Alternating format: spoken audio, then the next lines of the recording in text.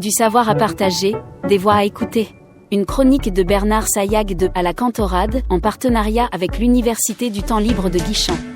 Une parenthèse curieuse et vivante pour explorer des sujets passionnants, racontés par celles et ceux qui aiment transmettre. Bonjour à toutes et à tous sur Radio Laser, donc les conférences de l'UTL, et aujourd'hui c'est avec le professeur Erwan Fleischer qui est cardiologue au CHU de Rennes et spécialiste de la chirurgie cardiaque et des transplantations cardiaques.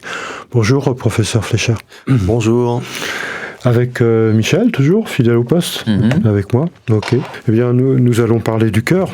Et parler du cœur, c'est bien parfois le cœur peut être déficient et donc il faut agir, et parfois dans des proportions importantes. Parfois il faut s'y substituer, parfois il faut le changer complètement. Et donc le professeur Fleischer nous a fait une belle conférence avec des questions pertinentes qui lui étaient posées à la fin, et on va simplement relever quelques aspects avec le professeur Fleischer et lui demander tout d'abord, faire connaissance un peu avec lui, qu'est-ce qui l'a amené à vouloir travailler sur le cœur. Déjà tout petit, vous vous intéressiez déjà au cœur ? Non, pas du tout. Au début, je voulais faire veto, moi, pendant une bonne partie de ma scolarité. Je souhaitais être vétérinaire, et puis l'idée de la médecine, elle germe et elle se développe pendant l'année de terminale, en fait. En début de terminale, j'étais encore branché veto, et en fin de terminale, j'avais choisi plutôt d'aller vers la médecine. Et après, dès que je démarre médecine, je veux faire de la chirurgie. Je veux quelque chose de lourd, d'invasif. La chirurgie du tronc, j'ai pas mal hésité entre au-dessus et au-dessous du diaphragme, entre la chirurgie digestive et viscérale et la chirurgie cardio-thoracique. Et puis après, c'est des stages, c'est des rencontres, j'ai envie de dire presque avec l'organe. Voilà, à l'hôpital Bichat, et cette émulation, cette technicité, ce qui se faisait dans cette salle d'opération m'a séduit. Très vite, je bascule vers la chirurgie cardio-thoracique. Il n'y avait pas un aspect culturel, ou on va dire presque mystique, disant que le cœur était le siège de l'âme pour certains, certains philosophes ou autres? Non, pas du tout. Alors, ce que vous dites est vrai, mais pas pour moi. Non, dans mon cas, c'était... il faut bien voir qu'à l'époque, dans les années 90, à l'époque, la chirurgie cardiaque et la Rolls des chirurgies, c'est très courtisé, très demandé. C'est une chirurgie qui est très, très convoitée. Et c'est plus presque par orgueil, parce que je voulais aussi ma place au soleil. Je pense que je souhaite faire moi aussi cette chirurgie très lourde, très technique, très invasive, une chirurgie d'équipe. Voilà, ça s'est fait comme ça. Alors maintenant, c'est plus le cas. La chirurgie cardiaque est beaucoup moins demandée qu'il y a quelques années. On est plutôt en fin de peloton dans le choix des spécialités chirurgicales à l'internat. Ah oui. Oui, en 20-25 ans, le vent tourne, et il y a des spécialités qui sont devenues... Comment expliquer ça, comme ça? C'est une mode ou quoi? La toute-puissance médicale, tout ça, c'est beaucoup modifié ces dernières années. La société a beaucoup changé, c'est féminisé, le droit au travail, les repos de sécurité, de la responsabilité, la qualité de vie. Tout ça probablement fait que cette chirurgie très lourde, très hospitalière, très, très, très prenante, devient peut-être moins sympathique au regard des gens qu'il y a 30 ou 40 ans. Alors, quelles sont les spécialités qui sont en vogue alors, en ce moment? Enfin, en vogue, je sais pas si là, il y a beaucoup de spécialités médico-chirurgicales, l'urologie, l'ORL, l'ophtalmo, la chirurgie plastique, maxillofaciale. Toutes ces chirurgies-là sont devant nous au choix de l'internat. Très clairement. Parce que c'est une option qui est très très prenante. Ça vous prend énormément de temps. Dans le cadre de votre vie, vous arrivez à vous organiser, il faut être là, même si vous êtes partie d'une équipe, bien sûr. Mais... Oui, alors c'est des chirurgies d'équipe, mais c'est des chirurgies lourdes. C'est vrai que les blocs opératoires sont longs. Il faut venir, il faut être là, il faut être disponible. Il faut beaucoup de monde. Oui, le moindre aussi. bloc, c'est 7 personnes. Oui. On ne peut pas être moins. On ne peut pas être moins. Donc c'est des chirurgies lourdes, hospitalières, il faut une réanimation. Donc il y a une c'est vrai, une lourdeur de prise en charge qui parfois peut effrayer, peut faire reculer, peut faire fuir certains d'entre nous. Les complications sont souvent graves, voire vitales. Et il faut être là. Donc on a des décès, etc. Donc voilà. Après, c'est une chirurgie qui est passionnante, il y a une émulation, arrêter un cœur, le faire repartir, enfin, c'est chouette, c'est vraiment le quotidien et... Le quotidien Sûrement, vous devez vivre, vous l'avez relaté d'ailleurs dans un livre, vous avez écrit Journal d'un chirurgien du cœur également. Il y a des moments prenants quand vous placez un cœur et vous attendez qu'il va redémarrer. Il redémarre, quoi. C'est un suspense. J'ai une vie professionnelle extraordinaire au sens littéral du terme, qui sort de l'ordinaire. Ouais. Donc c'est vrai que c'est très excitant, c'est séduisant, palpitant, motivant. Il y a aussi le revers de la médaille, c'est que des fois, quand ça se passe mal ou qu'on a des échecs, on tombe aussi peut-être de plus haut. Je me rappelle d'un petit passage dans votre livre, vous parliez d'une jeune dame, vous l'appeliez mon petit oiseau ou quelque chose comme ça. Il y a de l'émotion et il y a du sentiment quelque part, de l'affection, on va dire plutôt. C'est ce qui est intéressant dans la chirurgie, presque, j'ai envie de dire, parce que l'acte technique en lui-même, faire des nœuds, il y a une gestuelle, c'est beau, etc. Mais ce qui est intéressant, c'est à qui on le fait, pourquoi on le fait, à quel but on le fait. Voilà, faut pas oublier, il faut pas perdre de vue qu'on opère des gens avec une famille, avec une histoire, avec un passé, et on s'inscrit là-dedans. Et si on le fait, tout prend une autre dimension. Tout prend une autre dimension parce que la relation médecin-malade, elle devient beaucoup plus forte. Alors justement, vous vouliez être vétérinaire, vous avez choisi l'homme finalement, et vous n'auriez pas pu vivre ça avec un cochon, une vache, je ne sais pas. Alors, d'abord, pour être complètement honnête avec vos auditeurs, je crois que j'aurais pas été pris en veto. Et puis, ça aurait peut-être réglé le... Mais c'est vrai qu'il y a l'idée de la médecine qui apparaît en terminale et qui se développe au cours de l'année. Donc oui, mais j'adore quand même les animaux. Oui, ça n'empêche pas. Malheureusement, j'en opère quelques-uns de temps en temps. Je me dis que c'est pour la bonne cause, en chirurgie expérimentale. Ça m'est arrivé. Quel type d'animaux j'ai opéré beaucoup de moutons. Des moutons. Notamment aux États-Unis. J'ai fait 1 an dans le Montana et j'ai fait beaucoup de chirurgie expérimentale. Vous avez fait un postdoc là-bas, ce qu'on appelle un post-doctorat. J'ai opéré beaucoup de moutons, des cochons aussi, mais surtout du gros animaux. J'ai pas fait spécialement de souris, de rats, de lapins. J'ai fait plutôt la chirurgie expérimentale sur du gros animaux. Vous avez un centre expérimental sur le porc à Saint-Gilles ici. Ils ont beaucoup de porcs. À l'INRAE où on travaille aussi avec. Peut-être que vous bossez avec eux. Oui, sur la transplantation utérine avec Ludivine Dion, Vincent Lavoué. Mais pas sur le cœur. Si. On travaille aussi sur le cœur. Oui, si. D'accord. Donc, on a parlé de beaucoup de choses. Vous avez parlé de beaucoup de choses dans le cadre de cette conférence. Je voudrais revenir sur le problème éthique et le problème de la mort. Vous en discutez avec vos patients des perspectives que ça va peut-être marcher, mais peut-être pas marcher. Ou est-ce qu'ils vous en parlent spontanément? Comment les choses se passent? Les deux, ça dépend beaucoup du contexte. On en parle, on peut être amené à en parler, notamment dans les cas les plus graves, les cas les plus sévères. On peut tâter un peu le terrain, par exemple, en recommandant est-ce que vous avez bien une personne de confiance, ou qui sera votre personne de confiance si vous étiez dans le coma. Voilà, alors, ça peut suffire à embrayer la discussion sur le sujet, ou que les gens s'en saisissent. Ça peut être est-ce que vous avez pensé à peut-être faire des directives anticipées? Comment est-ce que vous voyez les choses? Voilà. Donc parfois les gens en parlent spontanément, les gens sont maintenant bien au courant de la personne de confiance, des directives anticipées, donc ça c'est quand même assez commun. Et c'est vrai qu'à un moment donné, il faut aussi parfois dire qu'on n'a pas 100% faut le dire clairement, on n'a pas 100% de succès. Après, est-ce qu'il faut aller donner à la décimale près de survie? Pas forcément. Je crois pas, en tout cas, moi, les gens, ils veulent savoir s'il y a 1% de mortalité, 50% de mortalité, ou voilà, maintenant, si vous leur dites, il y a les virgules, chaque malade est différent. mais quel est l'enjeu et quel est le risque encouru? Est-ce qu'il est minime? Est-ce qu'il est sérieux? Est-ce qu'il est très sérieux? Voilà, pour que les gens puissent...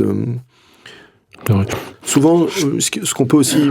Souvent, ils ont peur de souffrir, donc ça peut être la mort, mais ça peut être aussi j'ai peur d'avoir mal, j'ai peur de souffrir, donc là-dessus, on peut les rassurer. On peut les rassurer parce qu'en 2025, on a quand même beaucoup de choses maintenant la souffrance. Pour soulager grandement. Nos anesthésistes réanimateurs ont plein de toute une panoplie maintenant de médicaments pour essayer de soulager. On a aussi des médicaments, mais on a aussi d'autres choses. On peut soulager autrement. On a de l'hypnose. On a plein de choses comme ça pour aussi essayer de soulager les malades. Donc le message de la douleur, il est quand même, je crois, bien passé dans les équipes hospitalières, dans la plupart d'entre elles en tout cas. Après la mort, c'est vrai que c'est quelque chose qui me travaille parce que on a du mal à la définir. Pas que vous, mais aussi les patients. De plus en plus de mal à la définir, avec des malades de plus en plus techniques, avec une technicité, une technologie qui fait que nous pouvons aller de plus en plus loin. Et on repousse de plus en plus loin les limites de la vie ou les limites de la mort, je sais pas comment dire. Et parfois on a du mal à savoir quand est-ce qu'il faut jeter l'éponge, quand est-ce qu'on n'y arrivera plus. Donc ça c'est une vraie question. En tête ce disait Xavier Bichat. Il disait la vie est une lutte permanente contre la mort, c'est ça, quelque chose comme ça, je crois. Vous pouvez me corriger éventuellement, je ne sais pas si je suis exact. Non, mais... Enfin, c'est le sens. Et finalement, ces patients espèrent toujours vivre, toujours. Oui, alors... En général, on en a qui parfois, au bout d'un moment, quand même, en réanimation ou au cours de la prise en charge, vont nous signifier ou nous faire comprendre qu'ils sont à bout, quoi. D'accord. C'est aussi parfois, dans certaines chirurgies, je vous le disais pendant la conférence, un peu monter à l'Everest, quoi. Oui, donc on en a qui sont pleins d'enthousiasme et qui disent « je vais le faire, je vais y arriver ». Et puis parfois, au bout de plusieurs semaines de réanimation, où on est au camp de base, on n'arrive pas forcément au sommeil. Il y en a qui disent « j'y arriverai pas, moi, au sommeil. » Et j'ai plus la force. Je suis fatigué de tout ça. Et à ce moment-là, on va les soigner, on va les accompagner autrement. Les soins palliatifs, on va arrêter les thérapeutiques actives. C'est aussi du soin. Rencontrer les proches. Voilà. Donc, parfois, on a de temps en temps, sur la route du soin les plus difficiles, les plus extrêmes, on a de temps en temps des patients qui nous signalent leur fatigue. Alors, dans notre société, très souvent, on a mis de côté la mort, la notion de mourir, dans notre culture. Et peut-être que les mentalités évoluent un peu. Enfin, je sais pas, vous avez pu le constater. On a moins peur, peut-être, de mourir. Peut-être, en tout cas, la population, c'est vrai que la chirurgie cardiaque s'est beaucoup démocratisée. Oui. Donc je pense que ma spécialité fait un peu moins peur quand même qu'il y a 20 ans ou il y a 40 ans. C'est vrai qu'il y a 40 ou 50 ans, on jetait un peu une pièce, puis on regardait de quel côté elle retombait, quoi.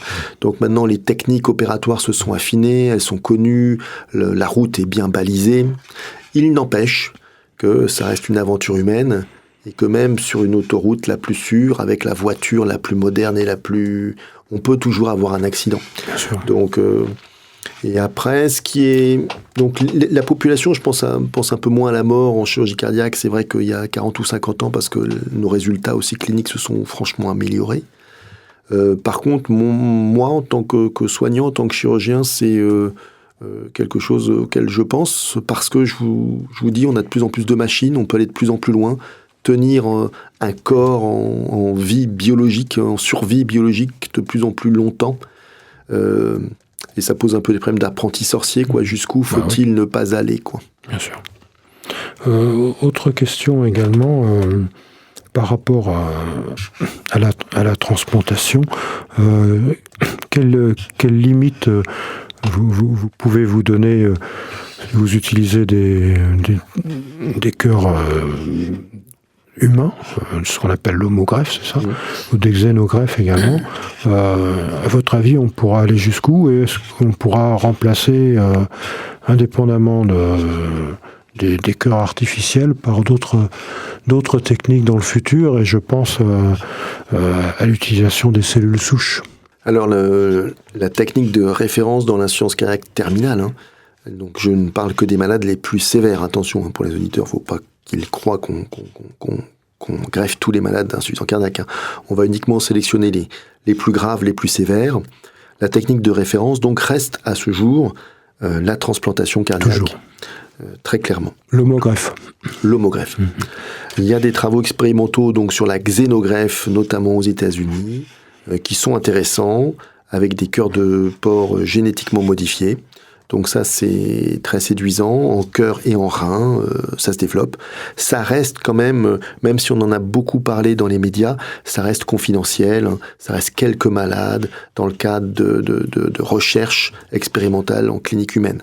Donc il ne faut pas que les auditeurs pensent qu'on va pouvoir greffer rapidement l'an prochain à tout le monde des cœurs de cochon génétiquement modifiés, mais il y a des étapes de franchie. Pour la dernière partie de la question, sur le remplacement, donc soit par des prothèses mécaniques, des cœurs artificiels, ça c'est fait également depuis plusieurs décennies, oui. Quelques dizaines par an en France.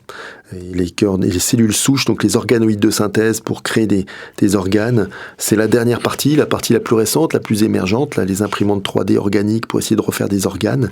Alors est-ce qu'elle va doubler cette dernière partie, les 3 autres, dans les années qui viennent et prendre le large ?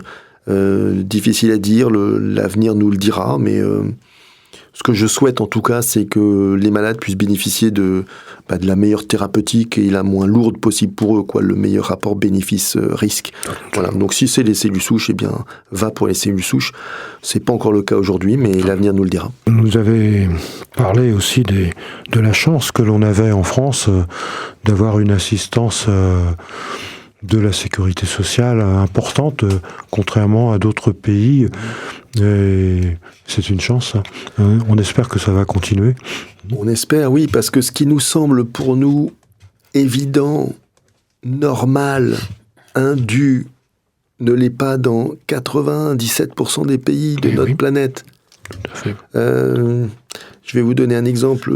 Dans beaucoup de pays, ma spécialité, la chirurgie cardiaque, n'existe tout simplement pas.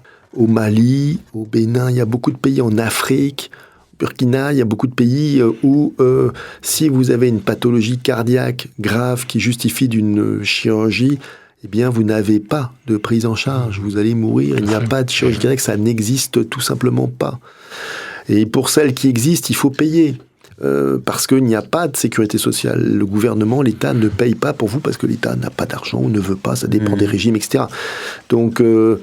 Seuls les riches pourront soigner, quoi. Seuls les riches peuvent se soigner dans beaucoup de pays. Il y a beaucoup de pays où c'est à la compresse, le cathéter de perfusion, le flacon, le médicament, la valve que vous voulez mettre.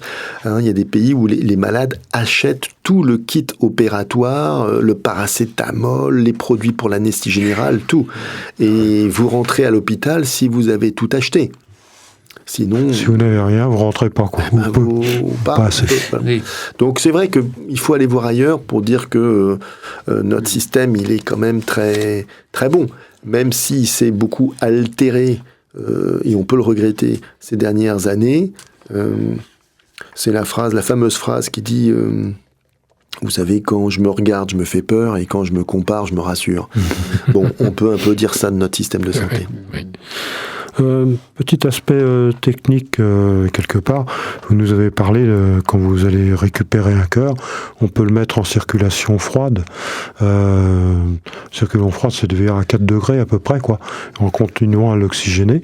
Mais cette possibilité maintenant de travailler avec un cœur battant qui est transporté à 37 degrés, ça peut se faire à partir de Marseille ou de New York dans ce cas-là, puisque ça peut être 17 heures à peu près, je crois, non, c'est ça ?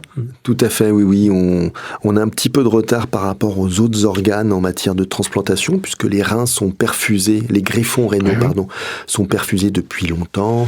Le foie aussi maintenant est souvent perfusé, les poumons aussi. Et donc le cœur est un peu le dernier là de la liste, mais il arrive, ça y est, on commence à avoir des machines pour perfuser les greffons cardiaques. Alors soit on les perfuse froid, donc avec un cœur arrêté, comme vous le disiez, à 4-8 degrés, avec un peu de sang, d'oxygène, mais le cœur est arrêté dans la glacière, mais perfusé, oxygéné. Soit vous prenez une option dite en normothermie, et vous allez perfuser ce greffon cardiaque avec du sang, de l'oxygène chaud, Et à ce moment-là, il va se mettre à battre, il va être battant. Et c'est vrai que c'est impressionnant à voir. Vous avez une espèce de caddie qui roule avec dedans un cœur qui bat tout seul, séparé d'un corps, perfusé avec du sang. Vous l'avez utilisé déjà, Oui, on l'utilise au CHU de Rennes, oui, plus d'une dizaine de fois déjà. Donc vous allez chercher le cœur loin et vous revenez avec Alors pour l'avion. Oui, vous pouvez aller loin, mais en France aussi. Un des intérêts surtout, c'est lorsque vous avez une greffe qui s'annonce difficile, avec une dissection sur le receveur difficile, qui risque de prendre du temps, qui risque de dépasser les fameuses 4 heures pour lesquelles, en greffe cardiaque, les résultats souvent peuvent chuter après. Donc le fait d'avoir un cœur perfusé va vous permettre de rassurer l'équipe chirurgicale. Si on dépasse les 4 heures, si on va 5, 6, 7 heures, 8 heures, c'est pas forcément très grave parce que le cœur est perfusé, alimenté, oxygéné. Voilà, on l'utilise surtout pour les greffes difficiles.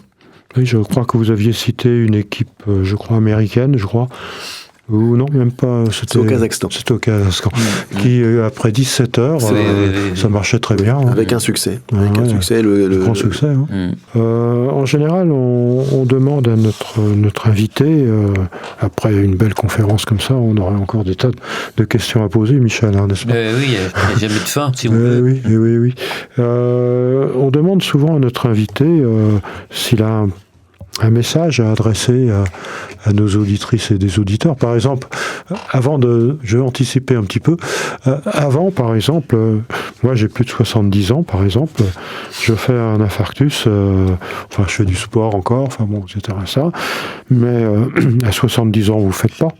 Parce que je peux avoir des risques, des antécédents d'hypertension artérielle, de diabète ou autre. Non.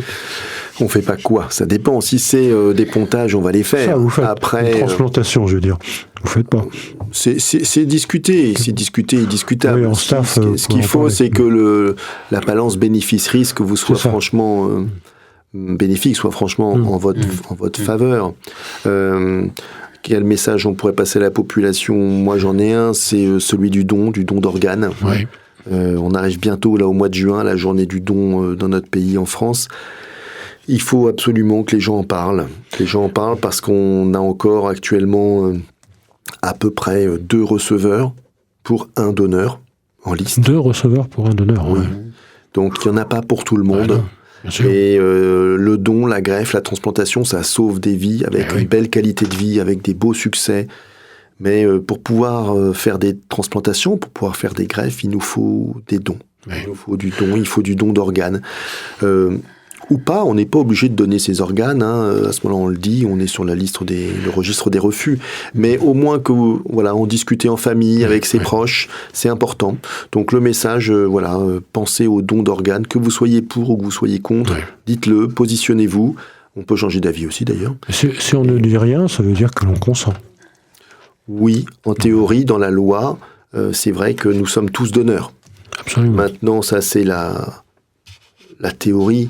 Dans la vraie vie, si toute la famille s'accroche à votre lit et ne veut pas vous laisser partir au bloc pour un don d'organes, on ne va pas appeler les gendarmes. Vous voyez ce que je veux dire ? Bien sûr. Donc il y a c'est vrai que sur le plan législatif, en théorie, on est tous donneurs. Mais sans rentrer dans le cadre légal, le message très simple, très populaire pour notre société civile, c'est il y a des greffes cardiaques, il y a des greffes hépatiques, rénales, de toutes sortes. Il y a plein de... On peut sauver des vies, ça marche très bien. Ça marche bien. Mais positionnez-vous, êtes-vous pour, êtes-vous contre, dites-le, parce que ça facilite aussi beaucoup les choses le jour où il y a un accident pour vos proches. Merci beaucoup, Dr. Erwan Fleischer. Merci à vous, merci pour votre invitation, et merci pour l'accueil. Merci pour votre conférence et que nos auditrices et nos auditeurs profitent d'un écrit, puisque Michel se charge de faire un compte-rendu écrit, et puis moi je me charge plus du compte-rendu oral en quelque sorte, en interviewant notre invité. Merci beaucoup. Merci à vous, bonne fin de journée, merci au revoir. Au revoir à toutes et à tous, merci.